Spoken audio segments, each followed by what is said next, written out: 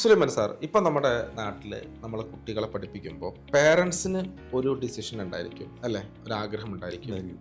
കുട്ടികൾക്ക് അവരുടെ ഒരു ഇൻട്രസ്റ്റ് ഉണ്ടായിരിക്കും. ഓക്കെ, ഇത് ശരിക്കും എങ്ങനെയാണ് ബാലൻസ് ചെയ്യേണ്ടത്?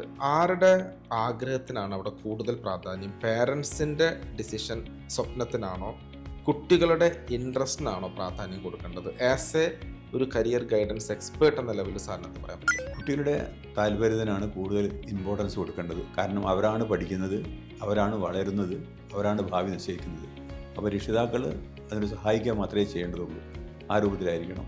അപ്പോൾ കുട്ടികൾക്ക് അവരുടെ കഴിവ് കണ്ടെത്താൻ രക്ഷാക്കൾക്ക് കഴിഞ്ഞിട്ടില്ലെങ്കിൽ അത് ഞങ്ങളെപ്പോലുള്ള കൺസൾട്ടൻസിയിൽ സമീപിക്കുകയോ അതല്ലെങ്കിൽ ഇത് അറിയുന്ന ടീച്ചർമാരെ സമീപിക്കുകയോ ചെയ്യുകയാണെങ്കിൽ ആ കുട്ടിക്ക് എന്തെല്ലാം കഴിവുണ്ടെന്ന് മനസ്സിലാക്കാൻ കഴിയും.